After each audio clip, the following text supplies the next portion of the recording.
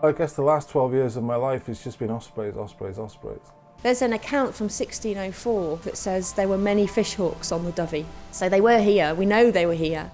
Network Rail get an awful lot of criticism regarding their protection and wildlife, and this was a great opportunity to put some positive sort of press back to the business. We have millions, literally, of people watching the ospreys live on the website, but we always know that without Network Rail we wouldn't be able to do it.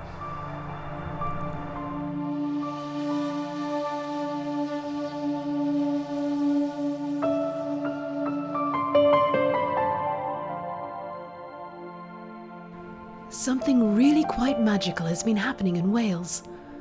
From near extinction in 1916 to a resurgence in Scotland and England. Now the ospreys are back on the banks of the River Dyfi.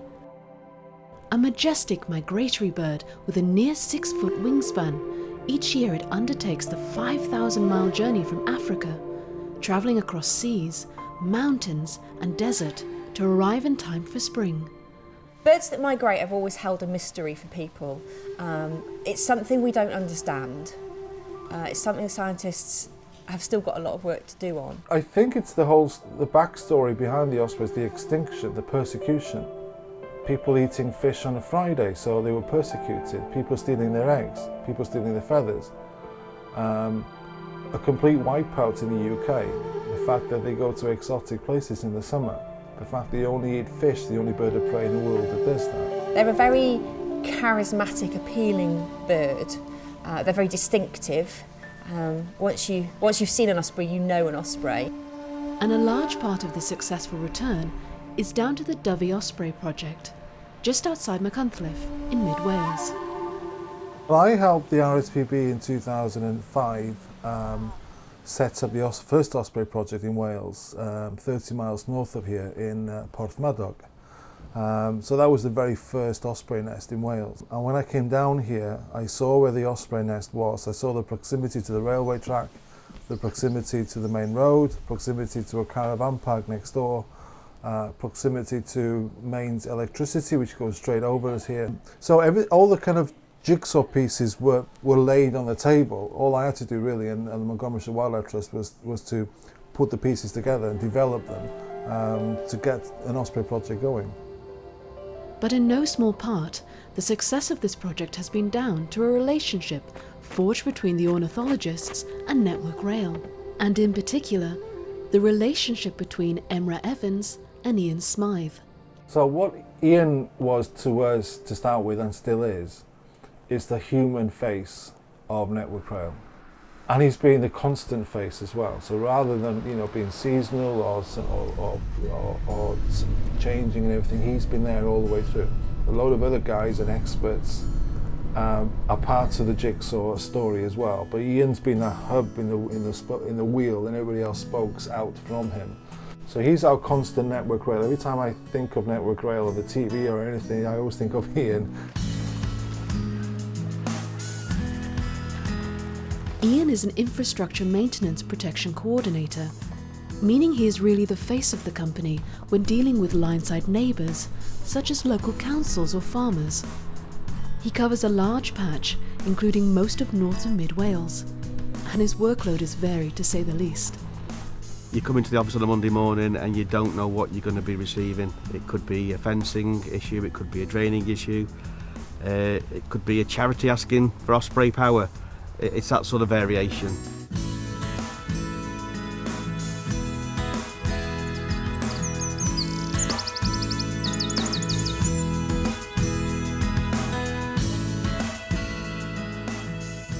I've been on the area for a long time now, dealing with one or two issues, and my name was passed to the Osprey team as a gentleman who might be able to help you, and that's how our first contact was made. Well, when we first started here in 2009, the ospreys had only just arrived. They weren't nesting here then, but they were here. So we wanted to put a camera and a microphone on the nest, which is only 55 metres away from the railway track. So the first thing that came to my mind was, I wonder if these guys at the railway track have got electricity, because I need electricity to beam the images over to the Vista Centre. And that's when I rang Network Rail and got hold of this gentleman here, Mr. Smythe. And that was the start of our partnership, and we've been working closely together ever since. It doesn't come in the railway engineer's handbook how to supply power to the Osprey nest, but yeah, it was an unusual challenge for me, and I made some high-level inquiries to get that sort of support and buy-in for something so unique. And thankfully, the former CEO got to hear about it, and I got all the support I needed to help Emma with his project. A few hundred yards away from the nesting birds is Dyfi Junction, a remote, single-island platform station on the Cambrian line, where trains from the English Midlands split for either Aberystwyth or Pwllheli. An insignificant outpost to some, perhaps, but a place of great significance in this story, because, from here, Ian could get Emma his all-important power supply. In this black cabinet here, this is the supply from Scottish Power. Without that supply, the project just simply wouldn't get off the ground. That was the power to the nest cameras. The power from this cabinet goes in the concrete troughing, underneath the Dyfi Junction to Pwllheli line, then up the outer boundary of the line all the way to the nest, which is probably about 400 yards from the end of the platform. 2011 saw the first chicks to hatch in Wales for 400 years. With ever-increasing visitor numbers and a burgeoning social media presence, the need was clearly there for better, higher-resolution pictures. This would also present the possibility of streaming live video around the world. To deliver this meant laying hundreds of meters of fibre optic cable from the observatory to the nest. Network Rail once again stepped in and offered the cable, and the task of laying it became known as the Big Pull.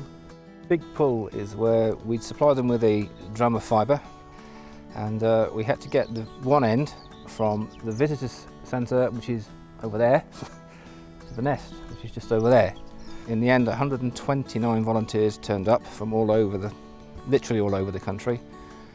We had a class of students from the University at Aberystwyth, and 3 teams of Network Rail people turned up from all different disciplines. We started pulling this cable, and we pulled and we pulled and we pulled and we pulled.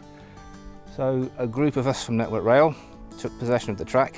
We fed some orange piping underneath the track, which is there so we could protect the fibre, fed it through the 3 pipes, and eventually the end of the fibre ended up by the nest, which allowed us then to strip it down and terminate it and put some connectors on so that they could connect their equipment through and send the pictures all the way back down to the visitor centre.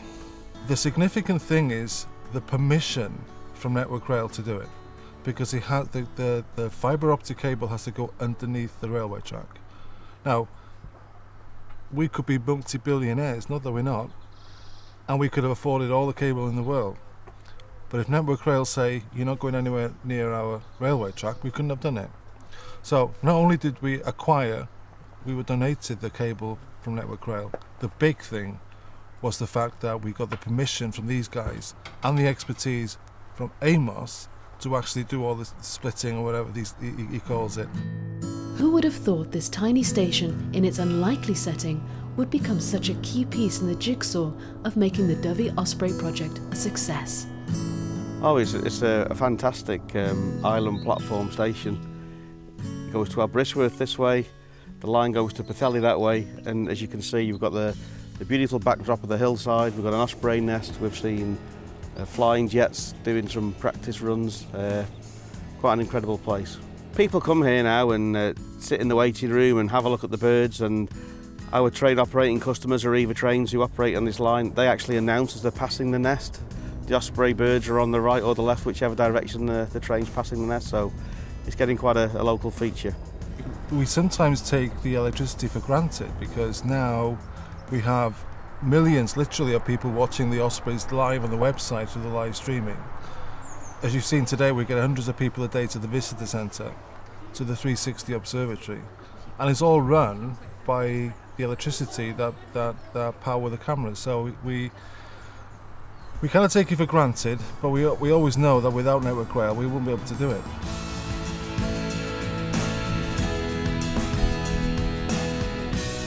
We often refer to it as Ostenders, Osprey Enders. So there is a male, there's a female, they go away in the winter time, they go to Africa, they have chicks, they have eggs, and they have all the traumas and the dramas that just like people have. And because we follow them so closely, they have got personalities. We do anthropomorphise more than we should. You know, we've given them human traits, but this pair of birds particularly, they are public, they are an education tool, and they allow us to give people so much information.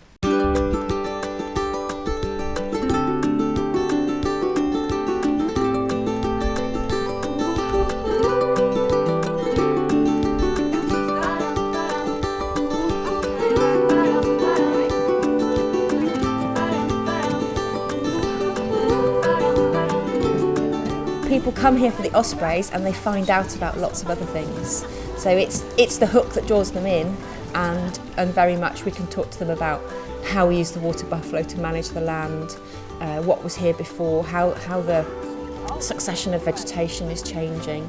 So once they're here, they go away knowing not just about the ospreys, about a lot more things. All you've got to do is show a small child a tiny frog and they're like, wow, you know, they're engaged.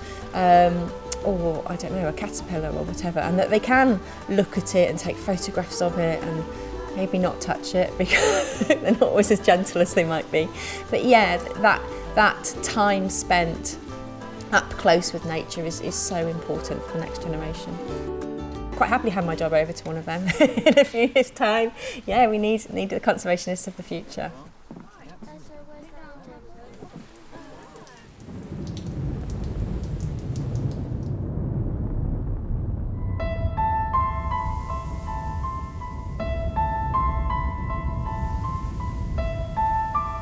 There have been tough times at the Dyfi Osprey Centre, and 2012 in particular is a year few will ever forget.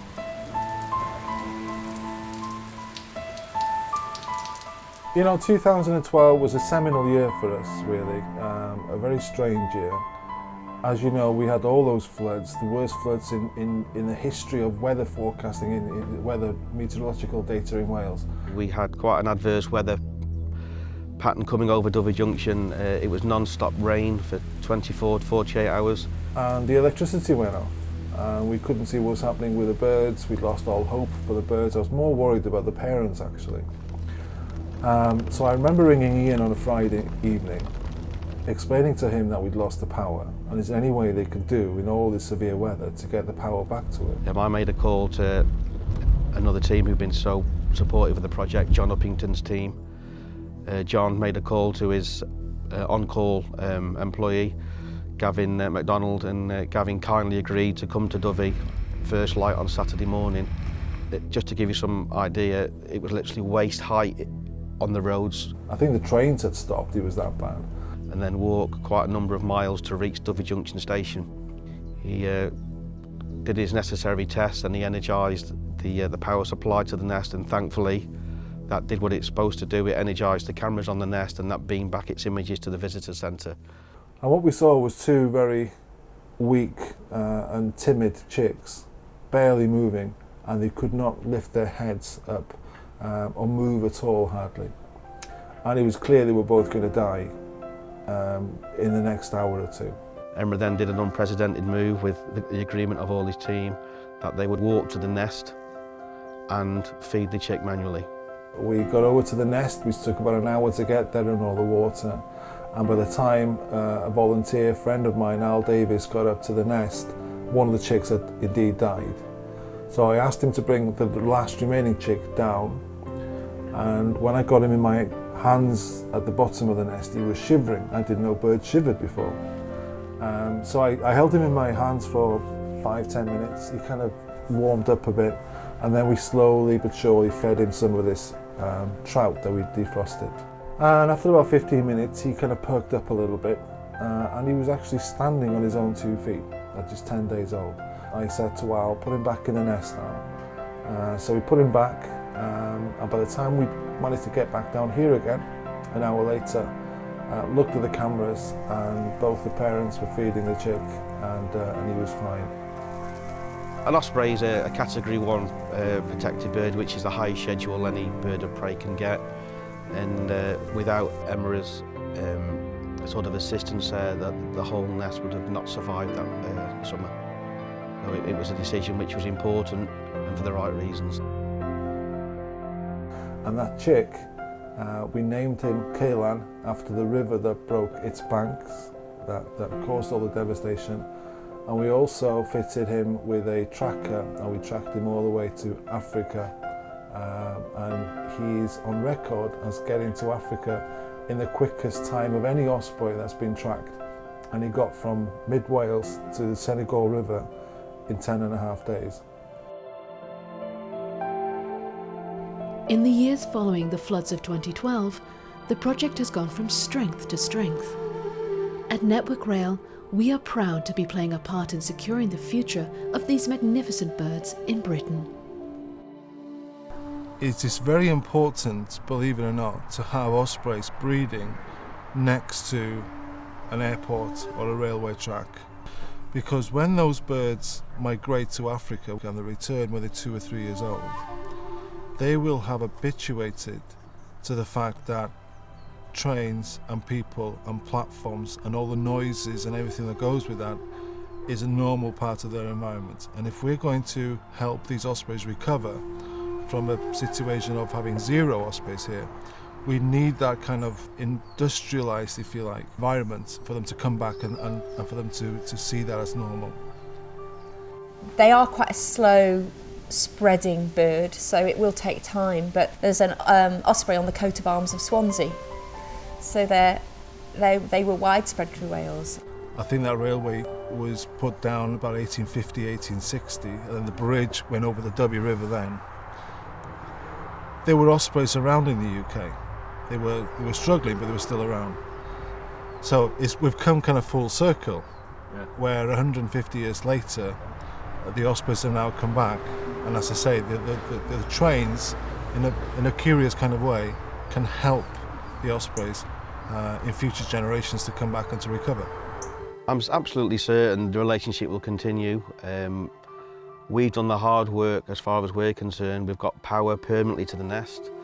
We've run fibre from the visitor centre and from the observatory to the nest.